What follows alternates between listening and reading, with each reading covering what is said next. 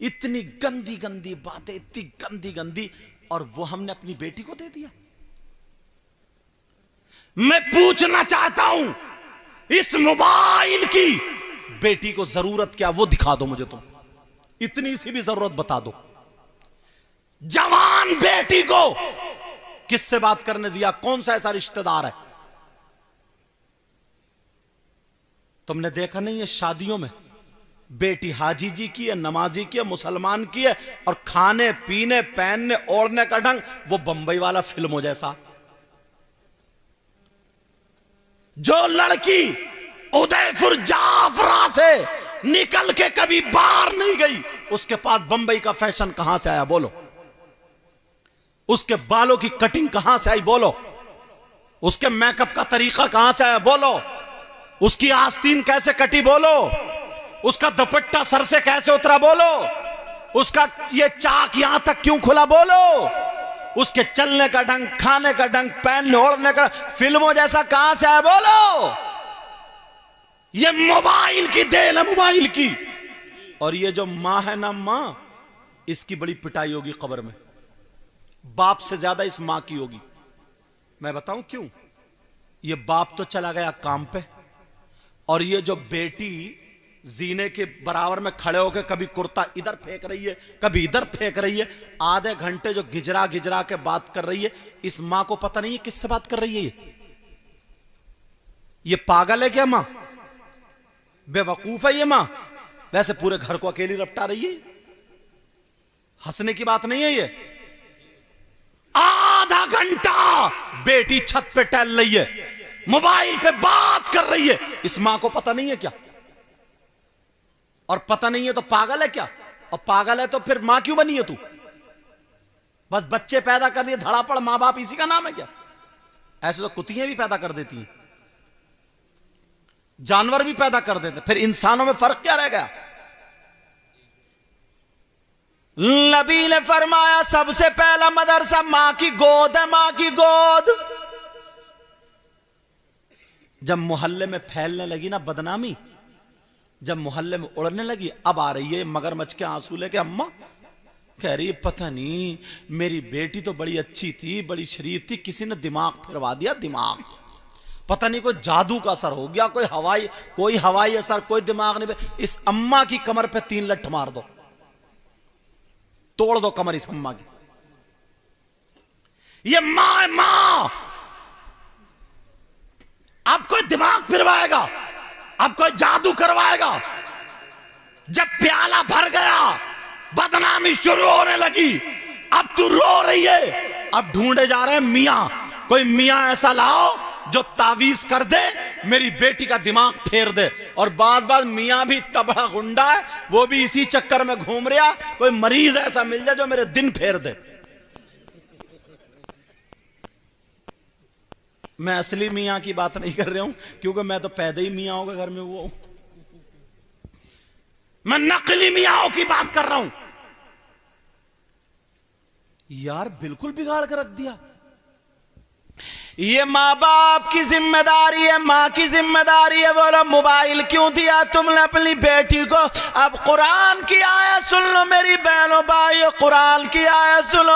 अल्लाह फरमाता या अय्युहल्लज़ीना आमनू कू अनफुसकुम व अहलीकुम नारा। ए ईमान वालो, अपने आप को और अपने घर वालों को जहन्नम की आग से बचाओ। बचा रहे हो? अब्बा ना इतना सीधा, इतना भोला है, इसे पता ही नहीं है। बेटी को मोबाइल दे दिया, ले बेटी मोबाइल चला।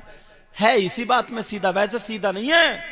वैसे बहुतों की मेंढा काटी है इसने, वैसे सीधा नहीं है। जरा सी बात पे लड़ जाएगा, और अगर ना कहीं मोहल्ले में ये कट जाए तो फोन कर देगा। वैसे सीधा नहीं है, लड़ाई झगड़े इशारे पे करा लो। सोचो यार, गौर करो, तवज्जो करो। माशरा कैसे सुधरेगा, माहौल कैसे सुधरेगा जब बेटी के हाथ में मोबाइल होगा? हमारे यहां जसपुर में ना एक घराना इतना शरीफ था हाजी जी का, इतने नेक, एक ही बच्ची थी वो हजरत, एक ही बच्ची। उस बच्ची ने कभी घर का दरवाजा नहीं देखा, बड़ा कुरान पढ़ती थी, नमाज पढ़ती थी। हाजी जी रोजाना तारीफ करते थे हमसे कि सैयद साहब एक मरतबा आके चाय पी लो। हमने कहा चलो पी लेते।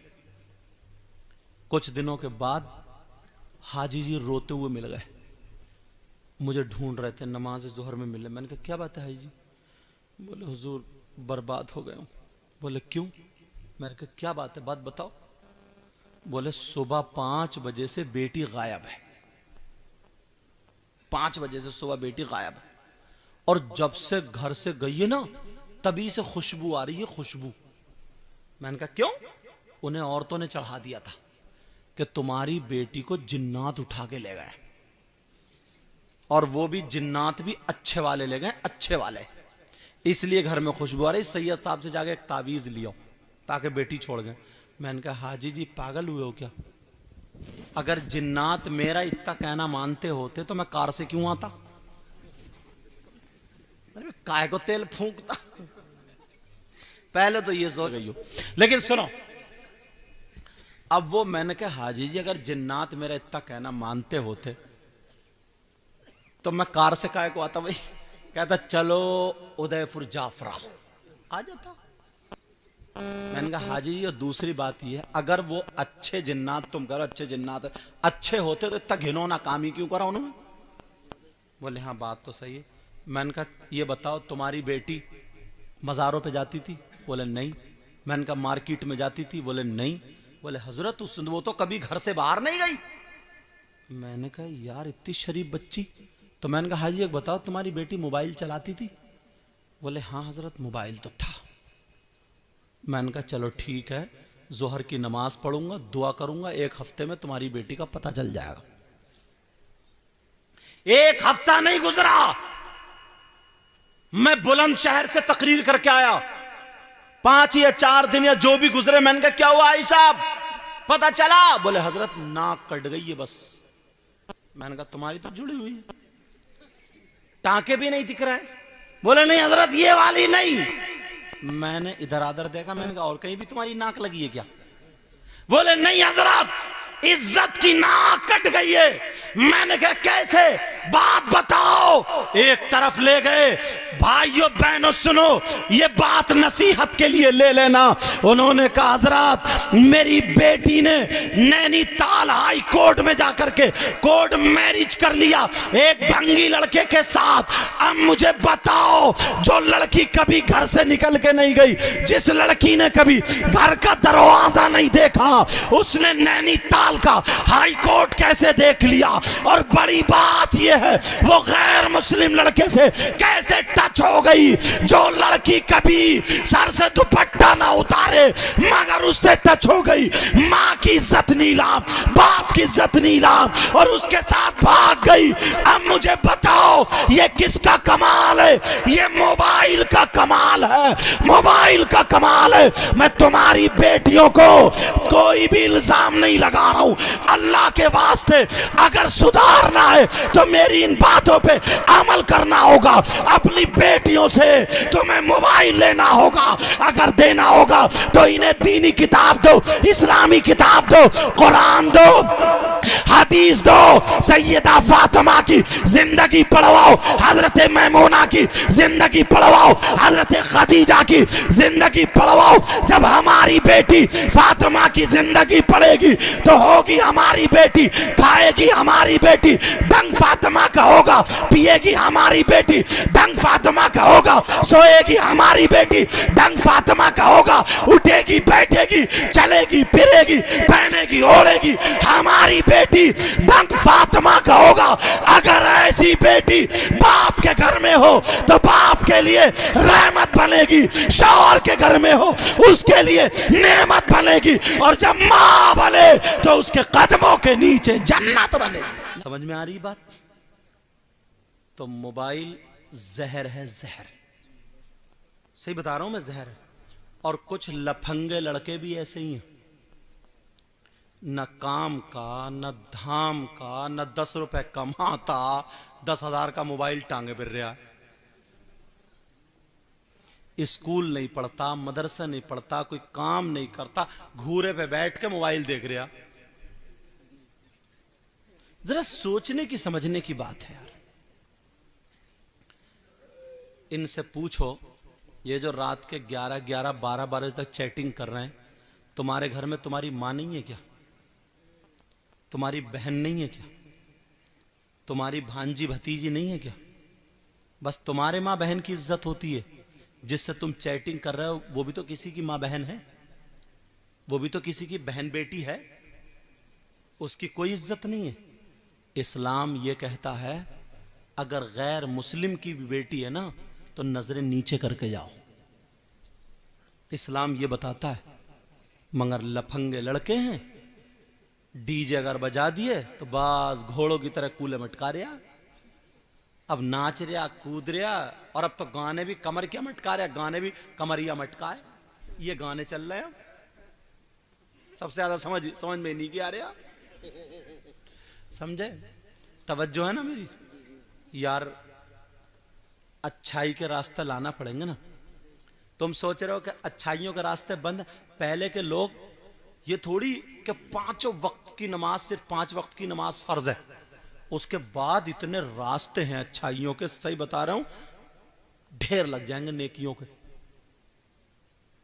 एक आदमी हज करके आता है, हाजी हो गया, उसके बारे में नबी फरमाते हैं जब हज करके आया तो ऐसा हो गया जैसे गुनाहों से पाक, जैसे अभी मां के पेट से पैदा होने वाला बच्चा। यही तो है। और नबी क्या फरमाते हैं? मंजारा कब्री वजबत लहू शफाती, जिसने मेरे रोजे की, मेरी कब्र की जियारत की, उस पर मेरी शफात वाजिब है। ये नबी ने फरमाया। मगर कोई हाजी ये कह देगा कि मेरा हज कबूल हो गया? कोई हाजी गारंटी दे लेगा कि मेरा हज कबूल हो गया? नहीं। और पहले के हाजी हाजी थे, और अब तो हज्जन गुम गई, पूरा हज हज्जन को ढूंढने में निकाल दिया, हज्जन रिल गई। अब वो तो छोड़े अरकान, हज्जन हज्जन करता फिर रहा पूरे सारे, मेरी हज्जन, हाय मेरी हज्जन, ओए मेरी हज्जन, और पूरे अरकान खत्म। और अल्लाह माफ फरमाए, बुरा मत मानियो, पहले कम झूठ बोलता था, हज करके और ज्यादा बोल लिया अब झूठ। पहले गांव में कम झगड़े करा रहा था, अब और ज्यादा करा रहा। ऐसे भी लोग हैं। अगर जो हाजी हज करके आए सुधर गया तो समझ लो उसका हज कबूल, और जो 10 नंबरी हो गया तो समझ लो वो मकबूल नहीं है।